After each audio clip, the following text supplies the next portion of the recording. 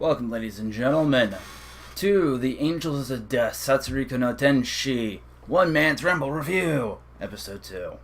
Yeah, this episode felt a bit more filler, and that is a concerning sign for me.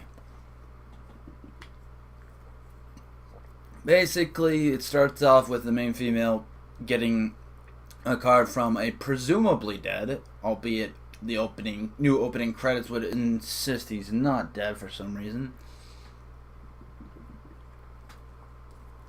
And then when they go up, they enter a room of graves with some stupid autistic fuckhead kid laughing in the background.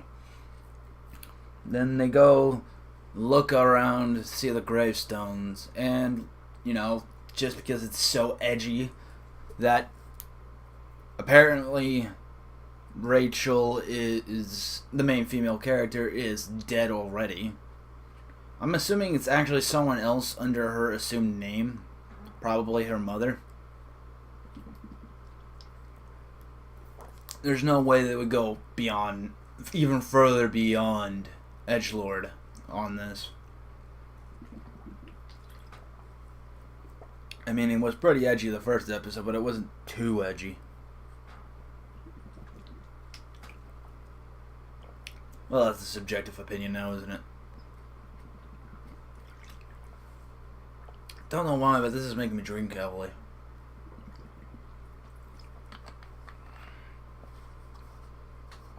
So basically, this entire episode was just a bunch of futzing around.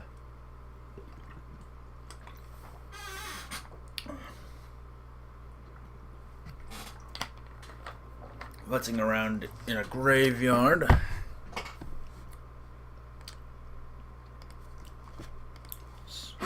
Futzing around in a graveyard.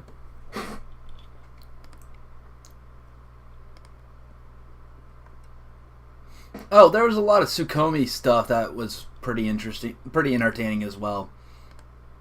Oh, there's a library, such as this right here. There's a library where she inadvertently gets access to it after some idiotic, the idiotic douchebag known as Zach goes, and he literally inadvertently, in cliche as possibly can, randomly goes on a murder spree, but apparently not murder on people, but on tombstones. And he destroyed all of them at once, except for the grave that the main female character, Rachel, said don't break. And him inadvertently breaking shit led to her opening a door and entering the library you see here. And then you see a bunch of cryptic texts and riddles and statements about her. And apparently the next baddie is someone that likes her. I'm kind of skeptical about all this entire angle as a whole. I don't know what it is, but I'm just really annoyed. But there was a lot of stuff that really annoyed me in this episode. But it was well played upon my own annoyance. Things like, if you want to know my expression in a nutshell, the facial expression as I was looking at with this entire episode, it's this exact expression right here. There's nothing more apropos than her expression right here. Good gravy, I hated certain parts of this episode. That's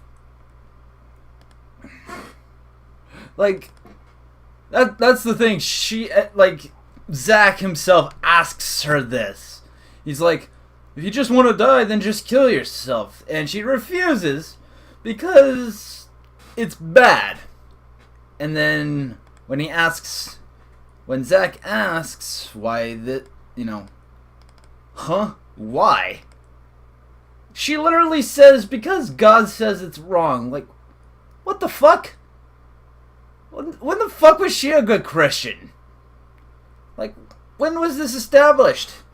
There is no fucking context behind anything about this girl. Also, Isaac Foster is apparently Jack the Ripper. Or at least some street thug. But keep in mind that these were scenes mainly played for laughs, and I did chuckle here and there. But yeah, like my favorite part of this episode had to be the blood spree. Like, by the way, Mary Skelter much? Like, there was like this little funny blue little reel where he goes on a rampage, destroying like gravestones, and I'm not even sure if they intended for me to laugh, but the laughing and the corny music and like the Mary Skelter blood splatters just made me laugh my ass off. Because he's just having the greatest fucking time just smashing up tombstones, and doesn't smash her tombstone until later on, until she's actually walking back to the area. And when she finally walks back to the area, we finally get a single cool moment in the episode, because he then, right in front of her, smashes it in front of her, and you could just see on her face, like she just thought to herself, yeah, I couldn't die inside any further, and then he smashes it and she dies inside a little further. Like, apparently she had some sort of attachment to the grave.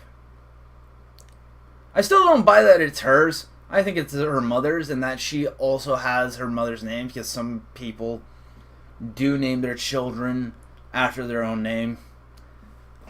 And, well, yeah. You know, and her soul kind of died inside a bit.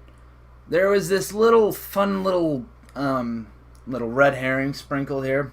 This little red herring nuance that you would be using later on in the story. A nice little plot device. And apparently, the place to the next area was actually there. And I don't remember what Rachel does afterwards, but we end up with a scene featuring the new baddie. And he looks like the most unintimidating villain you could possibly find. Like, I don't know if I could consider him like a mob monster, or if I'm supposed to think of him like a bad Chucky ripoff. I'm not so fucking sure. This is a very peculiar episode for me, and I'm just either miffed, like skeptical, disappointed, or just laughing my ass off. Because I'm not sure if this show is trying too hard or not trying hard enough. Like, come on, this was such a weird, peculiar episode. At least this time when, you know, what's-her-face, Rachel reads an English gravestone in Japanese, at least it makes fucking sense, and she's speaking to a person who only speaks Japanese. So there's always that as a positive, too. But I'm not gonna lie, this is a very peculiar episode, and out of 10, I'd rate this a 3. Because there's some form of entertainment value to this, but there's just not enough to even warrant a 5 out of 10. Like, I love the fact that the Isaac Foster / Zach, which, by the way, that's not what Zach is short for. It's short for Zachary. Back on the tangent here. I love the fact that we have Accelerator all over again. Because normally the dude who voices characters like Accelerator and Zach / Isaac Foster, he voices like the suave, cool, suave, handsome dude that women always love. And he's just well known for that. And, like, it impresses me a bit. It impresses me at times. It really impresses me at times.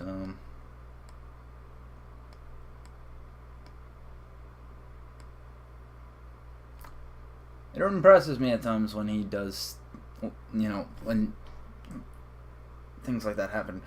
And I'd have to say this is just a poorly executed episode, but it does retain a little bit of entertainment value for me to carry on for the next and third episode. And I'm going to determine whether it's further worth my time on episode 3. So I hope you guys love this weird, disorganized, rambly review. as it shows in the little video here. Like the video if you enjoyed it. Share it on Twitter and retweet it if you enjoyed it. Help get my name out. Spread the word. We're on the way to 1K. Subscribe if you are new. Click the bell if you have not yet for more of my content. Follow me at Twitch at OneManCast, at Periscope at OneManCast, at Twitter at OneManCast346, and at Mixer at Bloody Renaissance. With that, ladies and gentlemen, I am One Man. ODYSSEY. I'll take all the love with you.